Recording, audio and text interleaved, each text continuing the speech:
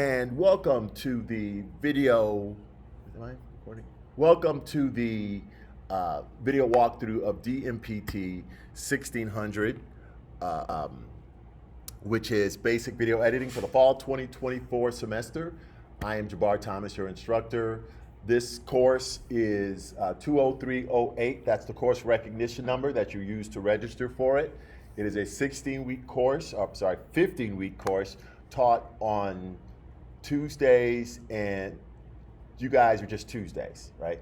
Just Tuesdays from 1 p.m. until 4:30 p.m. Okay. Now I'm gonna tell you from the outset, there's a lot of material, and that we're just not gonna be able to cover, not gonna be able to do justice to in this 3.5 hours a week. All right, that's like no time at all. So I want to let you know that you're going to have to spend a sizable, large amount of time at home on your own, practicing these skills. This is not just something somebody could tell you or even show you one time and you get it down. You have to put in the work, going through the editing projects in the textbook and editing, even material that's extra, that's not from the textbook. And that's how you assimilate those skills, and you can get opportunities like our friend Tyler Walter, that's a student who got the internship in editing. So what I'm going to do is I'm going to do a walkthrough of the Blackboard site for the course, as well as a quick peek at the syllabus for the course. And so you'll be able to orient yourself with how things are set up online in the course, as well as some things you need to know about in the syllabus. So I'm going to start here in the Blackboard site for the class, and as you can see, when you click on the Dmpt 2600 link, it launches you to the announcements page. Okay, and basically announcements, like I mentioned to the class earlier, I create new announcements every Sunday evening or Monday morning, and they pertain to the week that we're going to cover, that next week that we're going to be covering, and use the announcement section as a checklist. Like this one right here, this is the announcements for this week. And I'll always say, welcome to week number blank of blank. So you'll know exactly where we are in the semester, and you know exactly what is the most current announcement. And they also give you the specific date right here when the announcement was posted. So always look for the one that was recorded on the Sunday or the Monday of the week you're in. Right now, we're of course in week 1 of a 15-week semester. So as I mentioned earlier, I kind of give you an introduction, and then I give you a checklist of things that we are going to cover or do over the course of that week.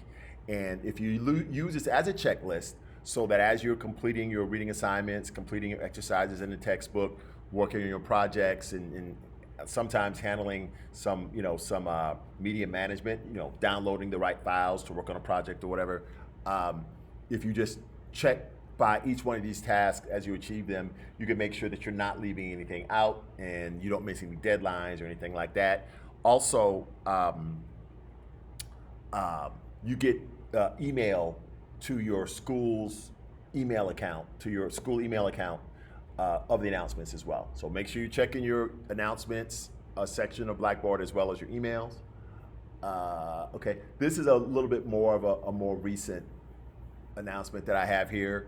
I just put this in just before I came in the class. And United Media Minds is our student-run, faculty-supported audio-visual interest club. And what they do all kinds of wonderful things. They shoot projects, music videos, short films, anything they want, podcasts, as a part of the club. They go on field trips, they have fundraisers, they have mixers, socials, gatherings, fun stuff like that. And it is a really great organization to get into, not just because of those things, but also because of the fact that they also do tutorials. So say, for example, you're a graphic design person, but you always wanted to know how to use the Blackmagic 4K camera, all right?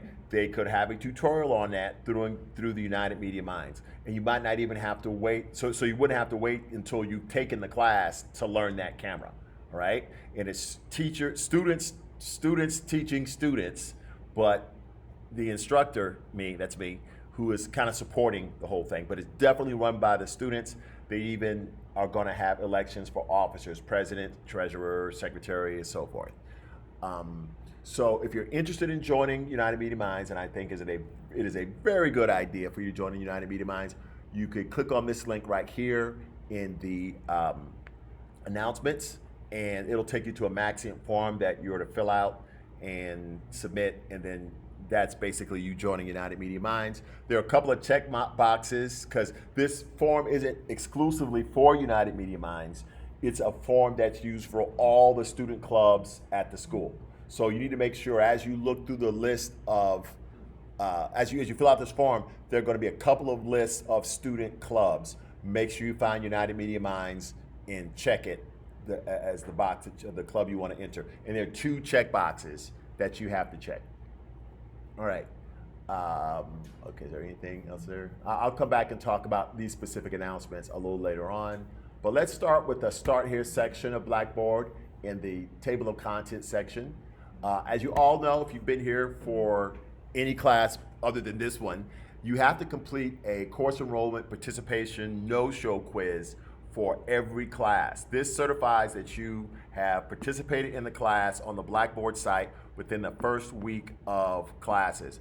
Our deadline to complete this course enrollment participation quiz is this Thursday, August the 15th by 11:59 p.m. Please make sure that you don't forget to complete the quiz. I'm gonna click on the quiz right here so you can see what it is, and then click begin. Because if you don't complete the quiz, the registrar will withdraw you from the class, and if you want to be back in the class, you'll have to go through the process of being reinstated in the class, which is a long, laborious process. You don't want to get involved with that. So the best bet is to answer these 2 very easy questions on the quiz as soon as possible. Take you all of 5 seconds to do this so that you know you completed the no-show participation quiz. The answer to both of those is yes. There are really no wrong answers, but if you read the questions, you know the only logical answers to these 2 are yes. So make sure you do that immediately so you can go ahead and get that out of the way. We don't want anybody getting hung up on being dropped from the class because they forgot to do the course enrollment participation quiz. But the hard deadline for that is, remember, August 15th. That's this Thursday, 2024 at 11:59 p.m. But of course, you don't have to wait that long. Go back to the Start Here section and instructor contact information. Here is who and where and how you can contact me. My name, of course, is Jabbar Thomas, and the department that you are all majors in is the Design, Media, Production, Technology department. Sometimes it's called the New Media Department. My email address is also listed here as thomasj@gptc.edu. The phone number for my office is the same as the school, 404-297-9522, but it's extension 1305. That rings the phone in my office, and my office is on the Clarkston campus. That's this campus we're at right now, in room C18.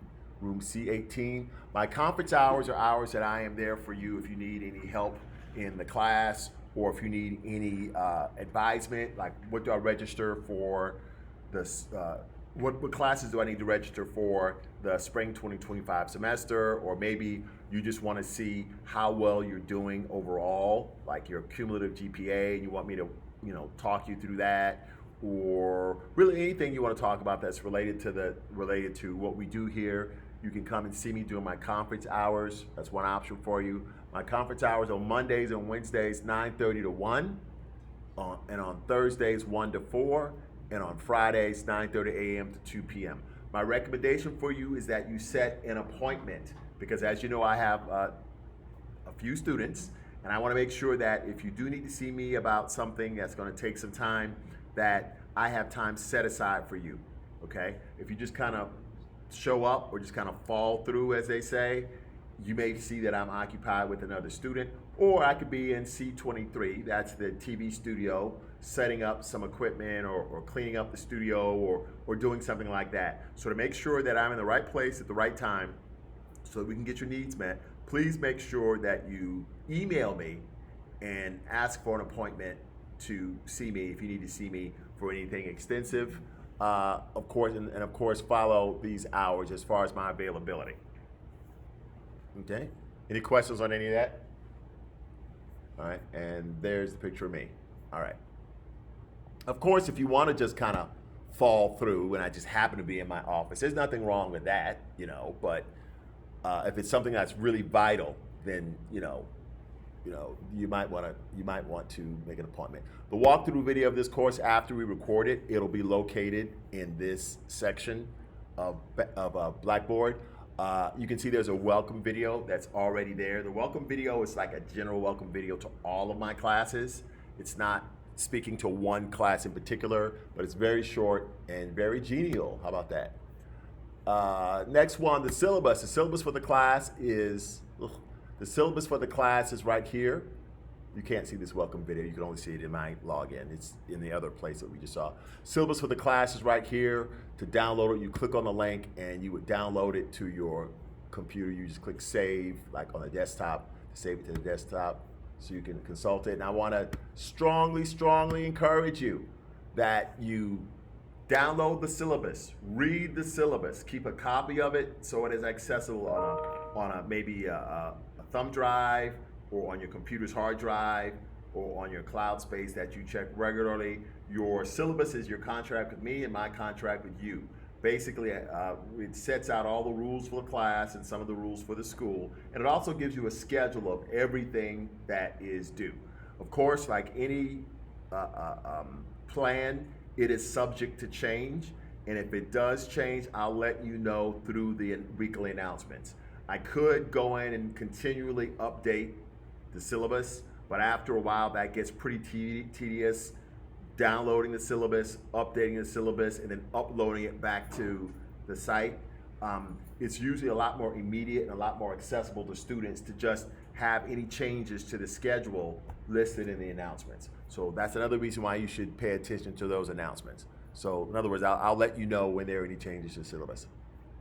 Course schedule. This is a pretty nifty little tool here. You click on that, takes you to a calendar, and this calendar has a little red block or a little green block or a little colored block of some type that represents all of the assignments or quizzes or tests, everything that's on the books that you have to complete for your classes. It'll put it on a calendar, so it's really easy to keep track of what you have due and when. Right now, of course, August 24th. Over here to the left, you can see you can put a check mark next to all the classes that you want to see on this calendar, as far as their little banners, as they call them, as reminders. And from what I understand, this calendar, it applies to all the classes you're registered in this semester. So I chose here, for example, my two Dmpt 1000 sections to be displayed, and I think I have some other stuff down here. Yeah, my Dmpt 1600. If I were to go into my Dmpt 1600 Blackboard and go to the calendar, I would see this exact thing. Okay, so when you set it for one class, it's the same for all of your classes. All right, so that's just an additional tool we give you for good time management. So you don't forget anything. You can't say, oh well, I forgot that was due or whatever. This helps prevent that. Your calendar, it's not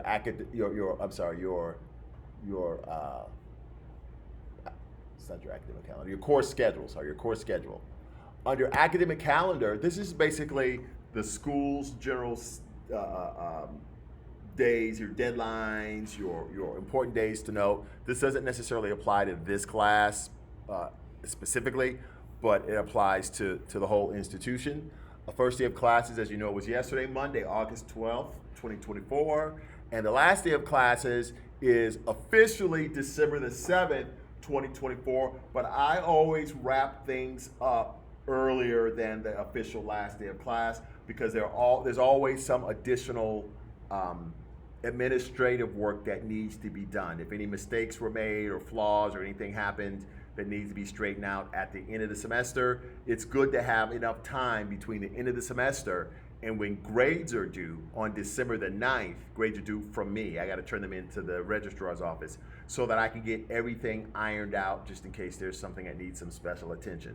All right, so that's why I don't end the semester on December the 7th giving you final exams and final projects, because then I only have 2 days to grade all of that stuff and get it to the registrar. And if there are any like issues that I'm having with anything, that doesn't give me a whole lot of time to get that taken care of.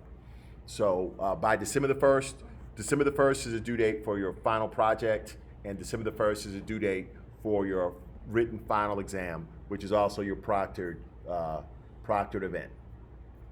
All right, let's go back to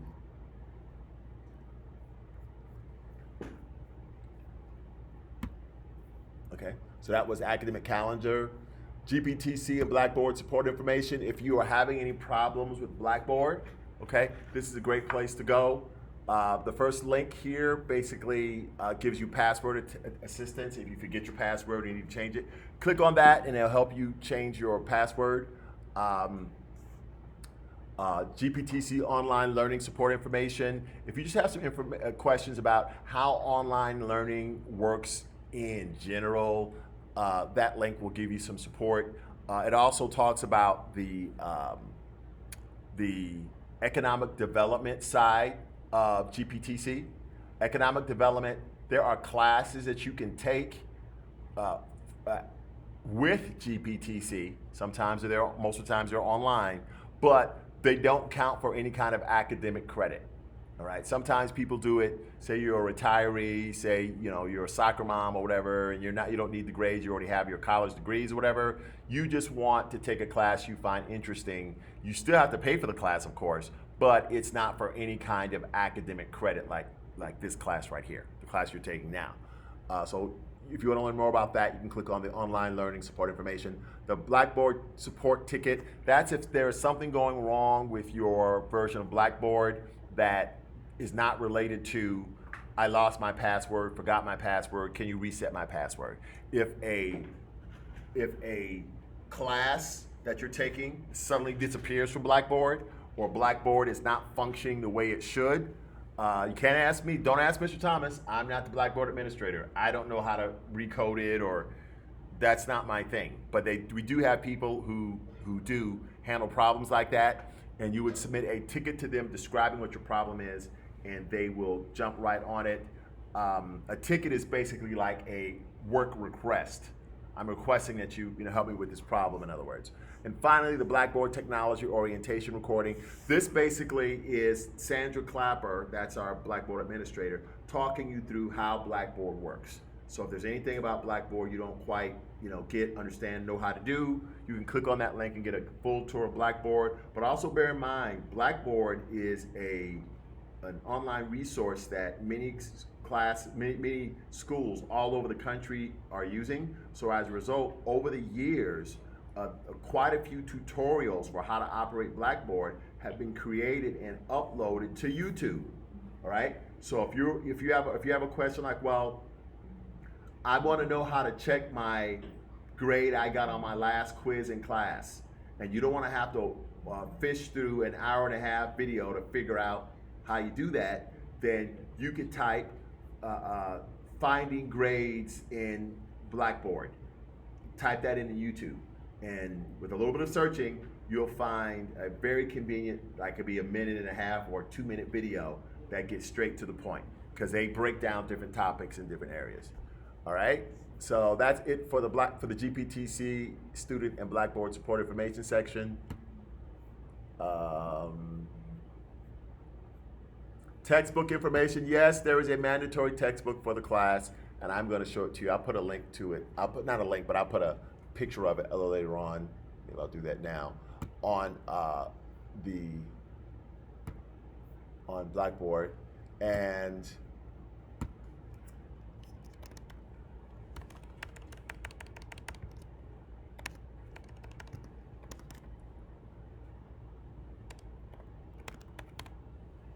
all right, so it's Amazon.com. The name of the text is Adobe Premiere Pro Classroom in a book. 2022, make sure you choose the 2022 edition.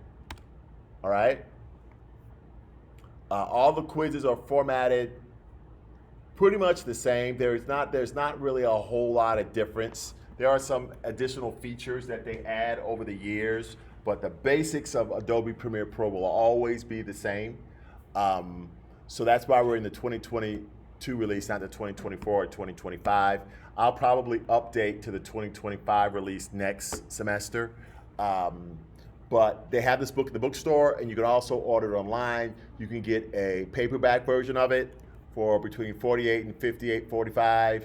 I think the lower price is probably either used or, no, that's actually renting. And this is if you own it brand new. The Kindle version is a little less expensive, and it's a lot more convenient. The Kindle, you don't have to have the Kindle device. You can use your smartphone or a laptop or a tablet or a desktop computer, and you download the free Kindle app, and then when you purchase this book, it will download to your Kindle app, or it will be transferred to your Kindle app, and you have access to it on your device, okay? As opposed to carrying a big book around with you, all right? And this is what the cover of the book looks like, just in case you didn't see it.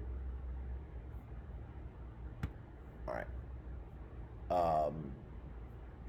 Okay. Yes. It is in the bookstore, yes. It should be in the bookstore. All right. So let's go back to, well, if you click on the bookstore link under textbook information, this is a link to the bookstore, and it'll just kind of tell you what's there. You can click on this to order books there. Seems like if you're on campus, it's just easy to like walk in and pull it off the shelf and buy it. But you can order it by clicking that link, and it also has all the other products that are available there, okay, in the bookstore. Okay, so let's go to start here again.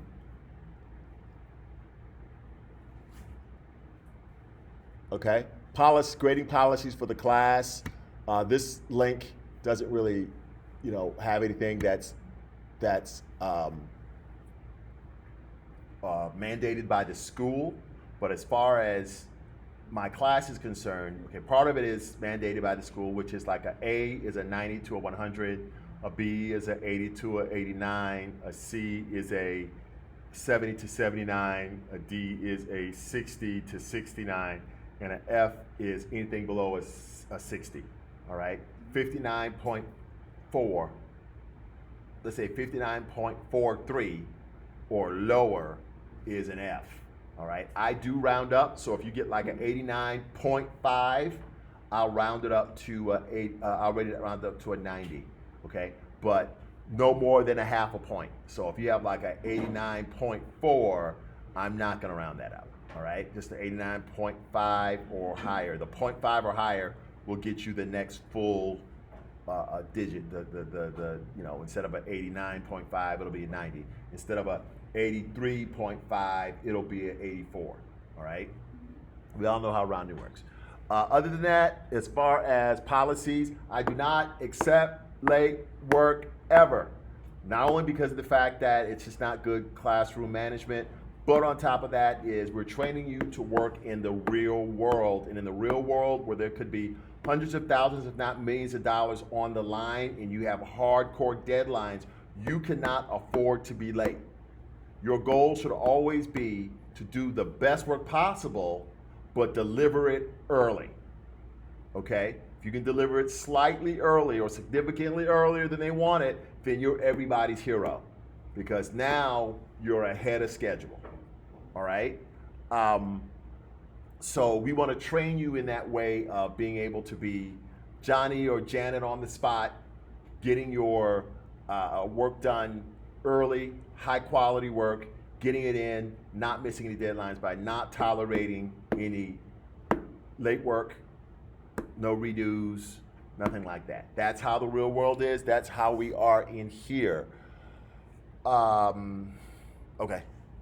One thing I do want to say is, if you are ever, you guys have been on Blackboard before, so you kind of know how it works. If you are ever on Blackboard and you turn in an assignment or take a quiz, and instead of seeing a grade after you turn it in, you see a blue circle with a light blue pie cut out of it, that means something has gone wrong.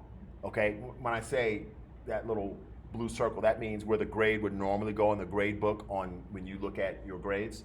That means something has gone wrong. Contact the teacher as soon as possible.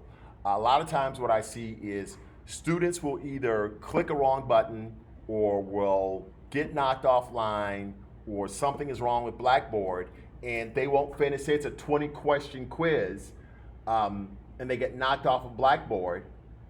They know that they didn't finish it, I'm supposing, but for some reason, they never contact me and say, hey, Mr. Thomas, I was taking a quiz and something happened, I got knocked off, and instead of seeing a grade, I see that blue circle. Now what happens with that blue circle is Blackboard is gonna go and grade all of the grade all of the questions on the quiz that you did complete.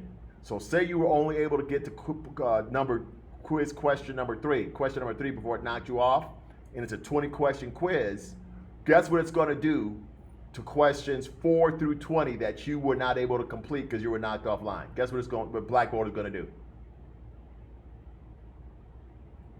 Blackboard is going to mark them wrong. It's going to look at it, hey, you didn't complete this one, it's going to mark them wrong. So, and once it does that, once it submits either accidentally because you got knocked off or you submit it intentionally, no takebacks. You can't go back in. But in this case, if you have that blue circle, you want to contact me as soon as possible, because I'll look at that blue circle, and the fact that you have the blue circle there means that you tried to take the quiz before the deadline came, something technical happened and you were not able to finish it. So in that case, I'm fully willing to clear out that first attempt and allow you to retake it, okay? But what I want you to do is get in the habit of bringing those blue circles to my attention early on. I have people who have had blue circles in the past. They don't get a grade for a quiz. For some reason, that doesn't seem to disturb them, and they're not looking for it. And they wait 12 or 13 weeks to tell me, oh, remember that quiz I did 100 years ago? I got that blue circle and I wasn't able to complete it. Can you reset it so I can retake it? Number one, the teacher finds that annoying that you will wait so long to come back and revisit that. And number two, it's not to your benefit because of the fact that you probably need to go back and restudy that material before you retake that quiz. So the moral of the story is, please, please, please, as soon as you take a quiz or do an assignment, if it's an assignment that I have to manually grade, then yeah, it's not going to be immediate. It's going to take some time for me to actually grade it. But if you see that blue circle, reach out to me as soon as possible and constantly check your grades. Mistakes are made from time to time, folks. And so you want to catch those mistakes as quickly as possible. All right. Any questions on any of that? All right, proctoring. This really only has to do with our final exam. We take a final written exam, and you have a whole week to do it. It'll become active on November the 24th, 2024, and then it'll disappear on December the 1st, 2024. As long as you take it within that window, you're good. But you must use Respondus Lockdown Browser and Monitor to take the final exam. I'm pretty sure all of you have used it in another class in the past, but just in case you need a refresher, when you click on this link in the proctoring section, it basically explains what proctoring is and explains what Respondus Lockdown Browser is and gives you a link to download the app, and you can install the app, and it gives you instructions on how to install it. And we also have a video that kind of talks to you about what the Respondus Lockdown Browser is and what it does, and also a quick start guide for students. So this section is all about how to download, install, and use Respondus Lockdown Browser, okay? Like I said, we're not gonna use it until the final exam, and I know all of you guys probably have some experience with it because all teachers in all classes have to have at least one proctored event, and that involves Respondus Lockdown Browser almost all of the time. So I know you're experienced with it, but I just wanted to bring that up. Additional course resources. I don't have anything in here. This is where teacher could theoretically put supplementary material that's not really for a grade, but it's good for you to know, all right? Which is some of the best stuff that's out there is just like you find like little hidden gems of just little articles, online articles, or little video clips, or maybe like they call it a cheat sheet for the keyboard. So it tells you where all of the commands for the application, what all the keyboard shortcuts are, and where the commands are mapped, like a little keyboard chart like that. That's the kind of thing you would find in a section like this. But I don't put it in this section. I put it in the assignment section in one of the modules, usually a module that's relevant to what the supplementary material is talking about. That way everything's kind of all in the same place, and you don't have to scour scour Blackboard to find that additional course material. College resources, you click on that link right there. Different things like library services, course catalog, campus services and amenities, like how does security work, and I'll just click on that so you can see that. The safe place, the library, security, the campus bookstore. It explains all of that. All of your lovely services that the school provides for you here. Let me close all these windows. Okay. And TCS free online training. The GPTC Foundation Scholarship. Say if you are running low on money and you need to see if you can get a scholarship to pay for a class, then the GPTC Foundation might be right for you. Now, they're not going to pay for a whole spread of classes, like 12 credit hours, okay? They don't have it like that. But if you have like one class you need to graduate, or you can afford all of your tuition except for one class or two classes, then the GPTC Foundation may be able to step in and help you out with the finances. They can give you a grant, and you don't have to pay it back. But you do have to, of course, apply for it. And then Campus Life. If I click on Campus Life, this basically talks to you about being a student outside of just going to class. They talk about different things like the Student Government Association, or SGA, and clubs and organizations, all of which are great ideas to get involved in. You guys, I want you guys to have a full life as students. So getting involved with Student Government Association and clubs and organizations can really enrich your life as a student and add to your skill set. So if I click on clubs and organizations, and I see a list of all the clubs here at GPTC, student-run clubs, and one of them is United Media Minds, which I spoke to you about earlier. I showed you the link to the vaccine form that you fill out. But there's also an email link right here, umm@gptc.edu, okay? You can also do that if you want to. You would click the link and you would just give your name and say, hey, I'm so-and-so, my major is so-and-so, and I'm interested in joining United Media Minds, and also include your 900 number. I recommend doing both. You can do both the Maxient and the email address, but if you have to do one, I would say do Maxient, okay? Maxient is just a little more convenient anyway. Of course, we have all the other student organizations as well. All right, let's get rid of that and go here. Okay, how to file a complaint, question, or grievance with the school, not with Mr. Thomas, but with the school. This is taking you back to the school's website, general website. It tells you how to submit a complaint. It gives you a list of different forms that you can fill out to submit your complaint, because of course you can't just write a letter and stuff it under the president's door. There is a form that for everything. And it also talks about sexual misconduct and assault policy, anti-hazing policies and laws, and state laws and reporting and things like that. So that's very important for you to know. All right, so that's it for the Start Here section, okay? I don't really use Cafe Chat. I'm chatting with you now. How you like that? Announcements, we talked about announcements already. You know, you want to check on Sunday evenings and Monday mornings.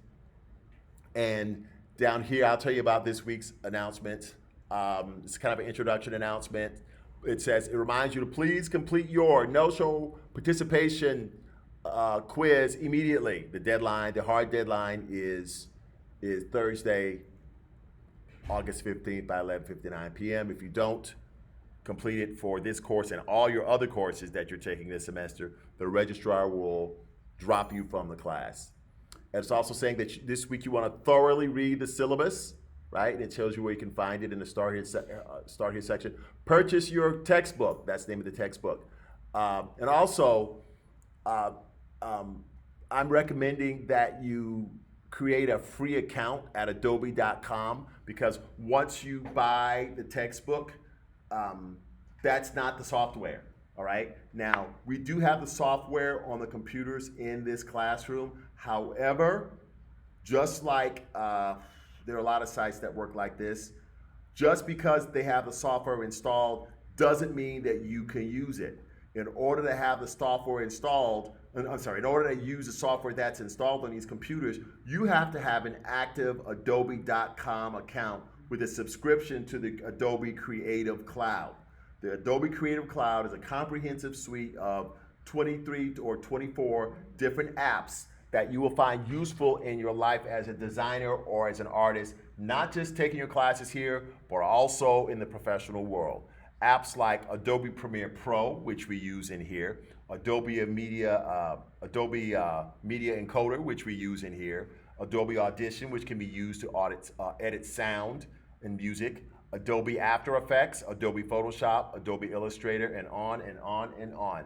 It is a great investment in your future, not just as a student, but as an artist. When you get out into the real world, the Adobe Creative Cloud apps are very common out there, and it is a great investment. You can get an Adobe Creative Cloud account for as little as $19.99 a month as a student. That's the student discount, and that'll get you access to those 23 or 24 apps, more than what you need for definitely school and in your professional life as well. It's critically important that you invest in this. It is critically important that you invest in yourself, because first of all, you can't do any of this stuff in the class if you don't have the app, all right? Second of all, and I say this to students are often complaining about, oh, I don't have the money and I can't afford and this and that and the other, I can't buy books and all that kind of stuff. I say, what you gotta understand is this is no longer high school, and things are gonna cost money, right? Because not only is this school of business, but Adobe and all the other developers, they're businesses. So they don't just go around giving stuff away for free, you know, they need to make money too. And finally, I say to them that, I tell people who are really complaining about they don't want to have to spend any money or whatever, I said, look, assume that you're trying to get a job in this industry, which hopefully you will be doing soon. I said, assume I'm the person who you want to hire you for the job. Tell me, why should I invest the resources of this company in you when you don't even invest in you? When you don't invest your resources in yourself, but you want me to invest my resources into you. It's like, if you don't trust you, or if you think you're kind of shaky, or you're not really committed to doing your career, why would I want to hire you? You know, so it's the same thing with this. So you definitely want to invest in yourself. This is an investment in yourself, right? Besides, $19.99 a month is not a lot of money. I'm sure you blow money in far less important ways, a lot more money than that over the course of a month. I know I do. Sorry, they can't hear me on the video. Also, another thing you want to bear in mind is the fact that it's $19.99 for the first calendar year, and then after that first calendar year, it jumps up to $29.99 a month. But that's still better than what everybody else is paying, which is like, I think it's $56 a month without any kind of discount. All right. So definitely you want to get that Adobe Creative Cloud account as soon as possible. One of the things that they did, you guys wouldn't know this because this was pre-pandemic, but we used to have it so that we had subscriptions to the Adobe Creative Cloud on all the computers in here, right? But what happened, and then the school would pay for it, or the department really would pay for it. It was a lot of money. But what happened was two things. Number one, the pandemic hit.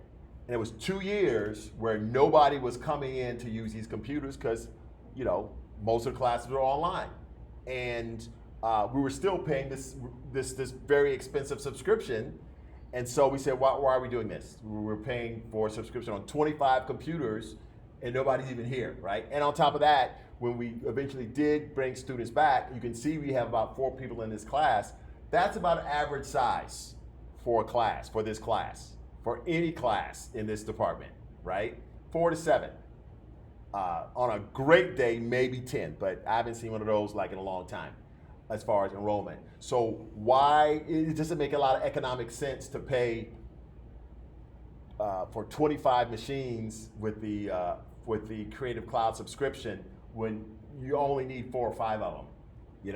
That's a huge waste of money. So what they did is Ms. Spatolan, in her wisdom, said she's going to meet you guys in the middle, meaning that she's going to say, well, okay, the school isn't going to pay for this Adobe subscription anymore. However, you used to pay a lab fee for just being in the program, kind of like a student fee. You used to have to pay a lab fee. Every school and every department does it.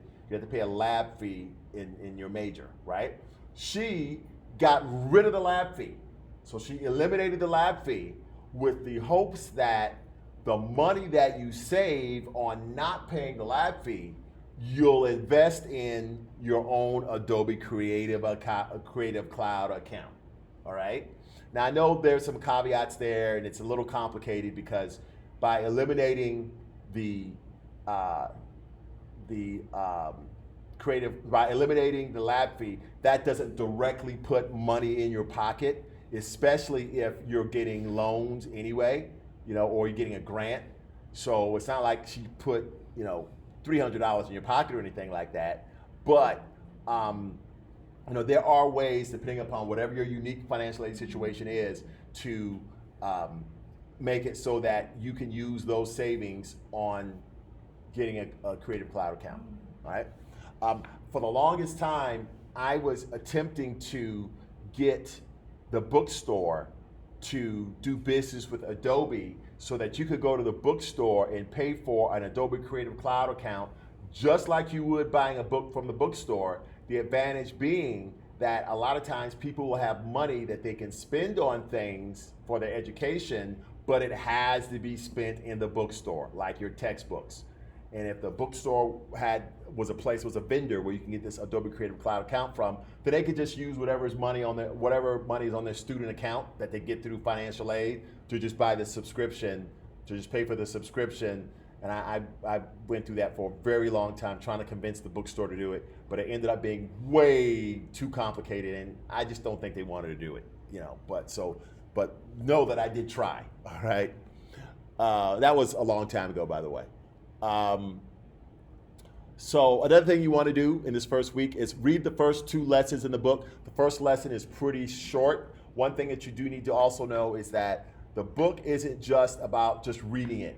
You need to read it at your computer with Adobe Premiere Pro launched, and you follow the instructions. It's like a cookbook. While I'm following the instructions of what they're saying in the book, I'm going to do it on my computer and demonstrate what they're talking about in the book. Okay, it's a do as you read kind of deal. All right, so you definitely want to make sure that you're not just reading the book, because you're not going to get this just by understanding what the book is saying. You need to get hands-on practice, hands-on, hands-on, hands-on. All right, that's how you get good at this stuff. So another thing is the book does not. First of all, the book does not include a subscription to the Creative Cloud or Adobe Premiere Pro. A lot of people think that if you buy the book, it includes that. It does not. What the book does include is it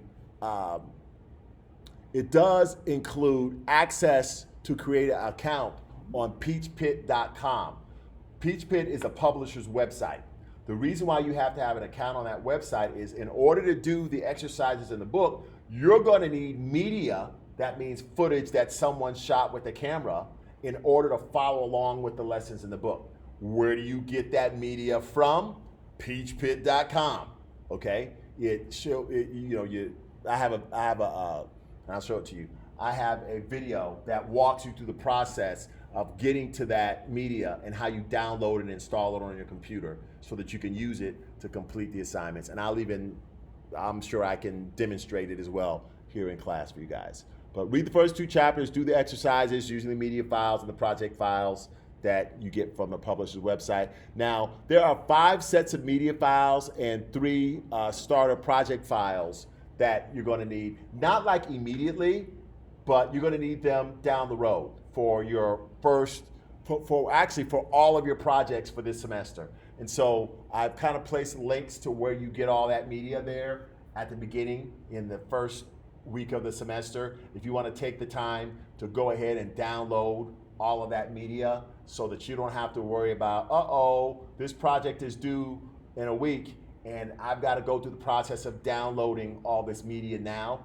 Why not just download it at the beginning and get over it? So I'm sorry. And that's for the 3 projects that we have. So you would simply click on a link and then it'll throw you to, I want to make sure these links still work. Yeah, it'll throw you to a page like this and you can either download these one at a time or I'm going to take a step back from this Hope Dialogue folder to Media for Mac users. And then that was Hope Dialogue. So I could click on the 3 little dots there and choose download from there. All right. By the way, this is my OneDrive. When you click on that link, you get access to my OneDrive, and that's where all this media is coming from. I didn't shoot the media. It was from actually another textbook for a whole different program, but it's some really good media that you can use to do projects 1, 2, and 3. This media doesn't have anything to do with the media that you need to have to do the exercises in the book. This is separate. This is the media you use for project 1, project 2, and project 3. Those are coming up later on, but the media and project files that you're going to need to do the exercises in the book, you need to get those like immediately, and that's why you go to the publisher's website, and I'll demonstrate that a little later on. Okay.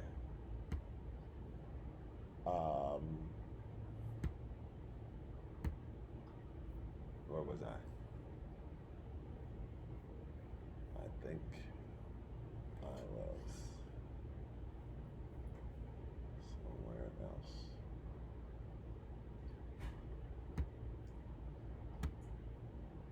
Ugh, did I just close out my? I think I did.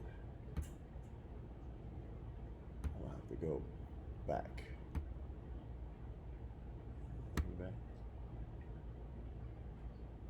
All right, good. That took me back. All right, so we're on announcements. Yeah.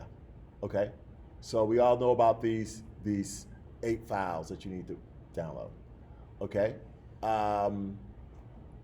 So we're gonna do some of this today in class. We're gonna watch some videos. I like giving you videos, something interactive. Not only videos explaining you how to operate the software, not only videos explaining to you what the job of an editor is, but also you need to get in the habit of watching films and watching examples of excellent editing. Am I just talking about just turning on your TV and watching what's there? That may be okay, but you'll find in educating yourself as a filmmaker, there are certain seminal, that means important and historical films that you need to be aware of, that you need to be familiar with so that you are a media literate editor, okay? That basically means that the culture of filmmaking, there's certain, especially like Hollywood film, there are certain big, important landmark films over the past 100 years or so that you need to be familiar with, you need to be fluent with as far as understanding what they're about, understanding how these films really change the art of filmmaking, and in this particular case, understanding what its contributions to editing really were. And no, I'm not talking about just stuff in the Marvel Cinematic Universe, all right? This is stuff that goes way back to really even before the 1920s. And that's extremely important in your education. We'll talk more about that later. But these 2 videos, one explains what an editor is in kind of a funny way, and then the second one is a more formal definition of what an editor is. And Okay, and then this basically is just telling you that you need to read the lesson 1 and lesson 2 in the actually, I'm sorry, I have a PowerPoint presentation that kind of summarizes lesson 1, and I have another PowerPoint that talks to you about, hey, if you want to be a professional editor, here are the different steps you need to take career-wise. All right, so that's the announcement. Any question on any of that? Anybody? Okay, let's zip through this. Assignments. Okay, this is where you're going to live most of your life here in the next 15 weeks. Each module is like a different week. Okay, so right now we're in week 1, module 1. You would click on the link for week 1, or module 1 rather.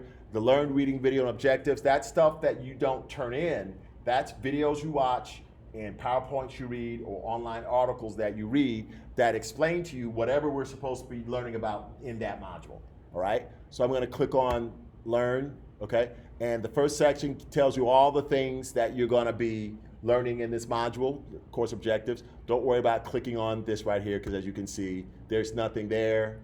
Okay, I probably need to copy paste this into course objectives. As far as videos, you have 3 videos to watch. We're gonna watch some of these in class today. All right, so you want to click on videos, and then one by one click on these, and then to watch them, and then finally the readings. Click on the readings. All right, this is the PowerPoint presentation, the path to becoming a picture editor. I'm going to look for the PowerPoint presentation on chapter 1 in the book and put that up there as well, and we'll talk about that as well because it's very important. All right, so basically, once you've read and watched everything in that learn, reading, video, and objective section, you're gonna go out into the assignment section, and anything that you have to turn in is in the assignment section. All right, so for example, quiz number 1, getting started and touring the Premiere Pro interface, that's part of what you have to do. Quiz number 2 is as well you have to do. Those are pretty short, so I'm gonna, actually quiz number 2 is in module 2. Yeah, I'll leave that there. So do quiz 1. Just know that this first week, it's like two modules, okay? 2 modules. First one's real short. And when you're ready for the quiz, you'll click on this, and it'll pop up the quiz. All of my quizzes, really everything that I have due, except for maybe the final exam, it's always due in the midterm. It's always due at 11:59 p.m. on a Sunday night. That's like the end, for me, that's like the end of one week and the beginning of another, all right? So quizzes are always due on Sundays at 11:59. If the weekend is rolling around and you're like, hey, am I missing something? Should I be doing something for our editing class? Yeah, there's probably a quiz or an assignment or something you need to do, and you have to turn it in by 11:59 p.m. on Sunday night. Just make that your thing. Not that you should wait until Sunday night to do it. I would recommend getting it done way before Sunday night so that it's not a last minute thing and you don't risk either doing a poor job on it or forgetting it and not turning it in at all right? So Sunday nights at 11:59, that's the deadline, the hard deadline. The work ethics discussion, you probably have all done this as well. Click on the work ethics discussion link. I see Rian has already done that one, the work ethics discussion. Here's a secret, y'all. You've probably all done this for a class. Hopefully you copied it and saved it somewhere on a flash drive or hard drive or something, because guess what? All you have to do is click create thread, read about the 10 work ethics, which I know you guys all know, you've done this before, and just copy and paste what you did last semester in this big blank down here. That's all you gotta do. Super easy. And then hit submit and you're all done, okay? So please make sure that you complete this, because this does count towards your grade. It's a few points towards your grade, which may not sound like a lot until you have a 87 instead of a 91 because you didn't do the work ethics assignment, and that's a 87 is a B plus and a 91 is a A minus, or A. 87 is a B, 91 is an A. And I don't go around just handing out points for no reason, y'all. I don't hand them out at all. Actually, you got to earn them all But make sure that it's not just a few points like that that stands in the way of you getting a really good grade in the class. Because it's, it's super easy. There are no wrong answers really for that. All right. Okay. So let's go back to assignments. And so that was module 1. Okay. Module 2 is the same thing. Okay, you're going to read everything you need to read in module 2, okay, and watch all the videos. I try to put videos in everything just so I can spice it up a bit. You're watching videos. And then go to apply assignments. And this is the quiz number 2 in module 2. You're supposed to finish this in the first module as well, or the first group of assignments you have as well. All right? And so, of course, we're going to work our way through the semester, all right? We have module 8, we have midterms, okay? We have a midterm exam, okay, go to midterms, and there's really nothing to read there because this is just all about taking that exam, and it'll be there. It's not there now, but that midterm exam will be there. And we keep moving through the semester, all right? We're probably not gonna cover all of these chapters because we probably won't have enough time. But they're there just in case we can. Just in case we do. All right? Any questions on assignments, how you turn anything in, anything like that? Okay? Usually, well, always, like I said, I'll give you the media for a project, like project 1, project 2, or project 3. And what you're going to turn in is just a project file. You don't have to give the media back to me. All you're going to give me is Adobe Premiere Pro project file. It's kind of like a Word document or PDF. It's very small in size. That's what you're going to upload to the Dropbox. Never email me anything as far as turning in assignments. Always upload your assignments to Blackboard. If you don't upload it, you didn't turn it in. All right? And it's not just because Mr. Thomas being Mr. Thomas. It's because of the fact that we are audited from time to time, teachers at our Blackboard gradebook is audited. And if they see a grade for an assignment or a project, but they don't see the project there, they say, okay, you gave this person a 95, but I don't see the project file and I don't see their work here. How do you justify giving them, did you just pull that out of your head and give them a 95? So I have to have proof that you actually did the work. That's why you have to turn it in on Blackboard, because they're not interested in what kind of emails I have. They're interested in what's on Blackboard, okay, the people who audit, all right? All right, so that's it for the assignments, okay? Now, very quickly, I'm gonna go through the syllabus for the class. I'm not gonna go through it word for word because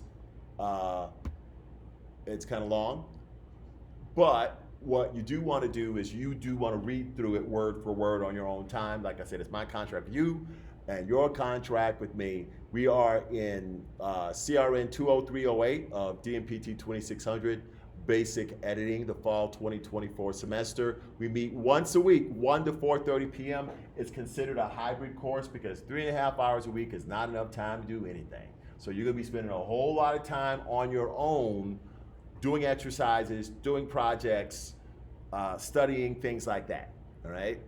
The only prereq for this class is Dmpt 1000.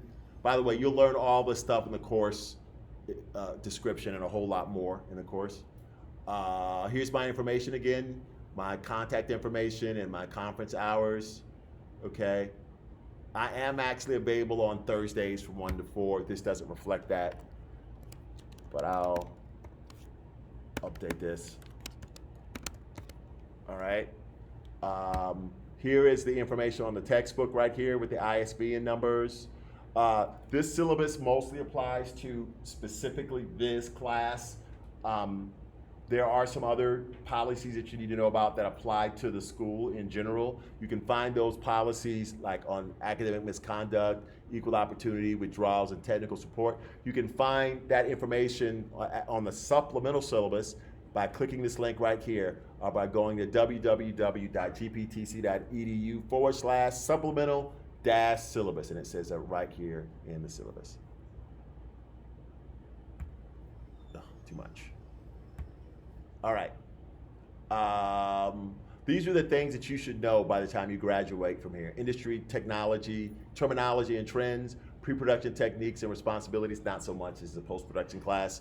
Workflow techniques with video production equipment, not so much as the editing class. So workflow techniques with post-production equipment and post-production workflow techniques with editing software. Absolutely, we would do that all day, every day.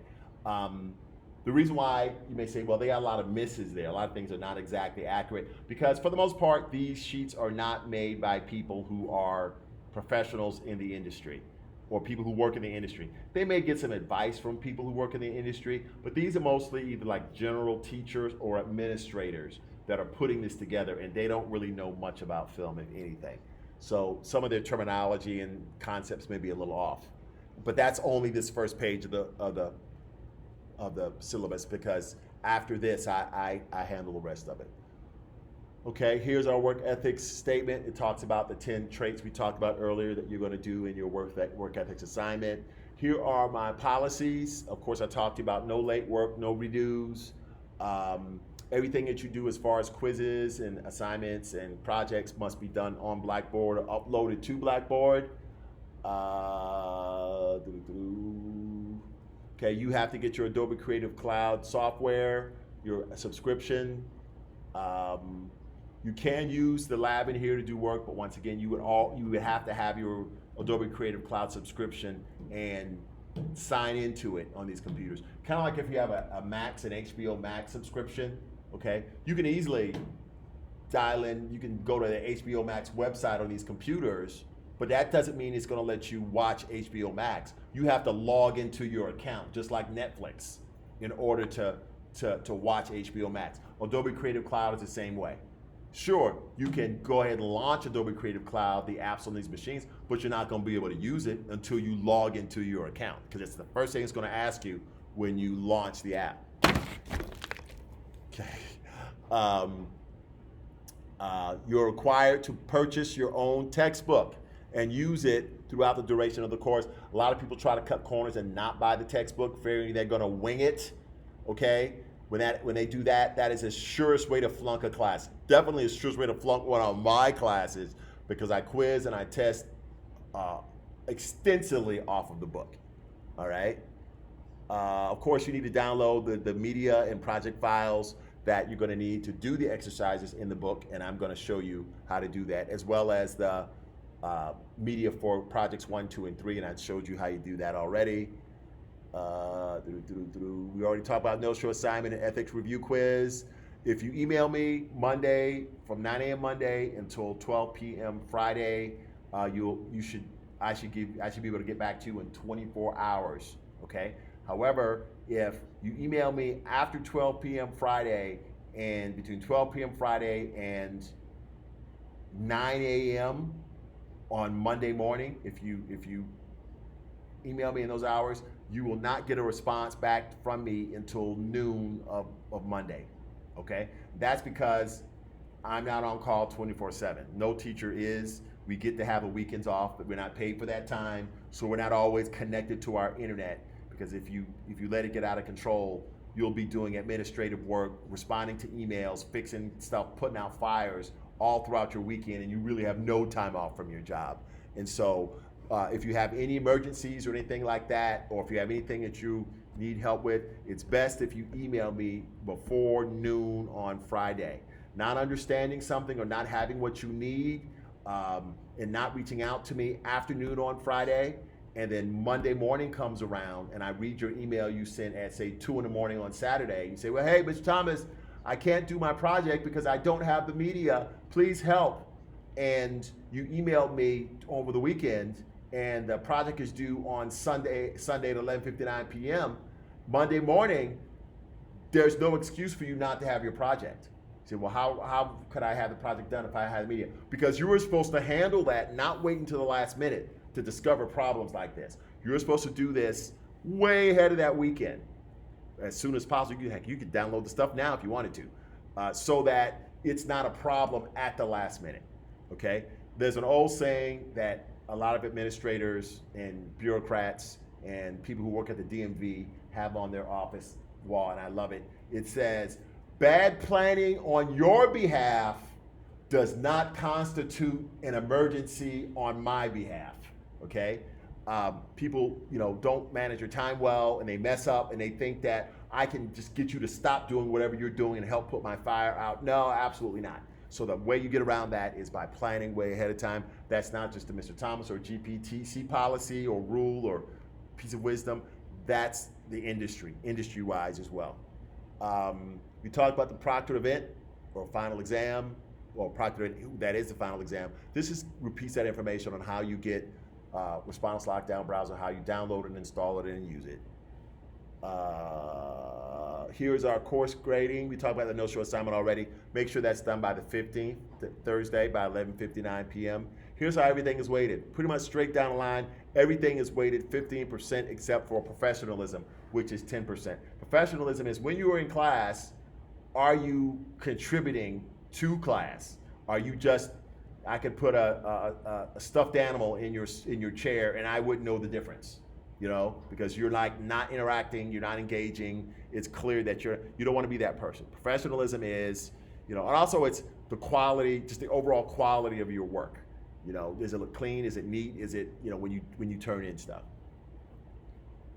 Here's more proctored event information, final exam. And after that, we finally have the course outline. This walks you through the entire semester, week by week.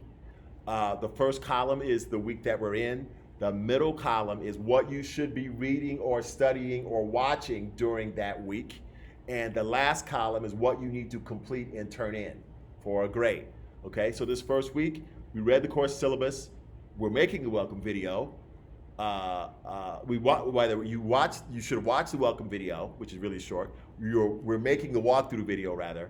You're supposed to read lesson 1, and actually lesson 2 goes in here as well. Okay, I'll make that change and upload it. Lesson 2 goes in here as well, as far as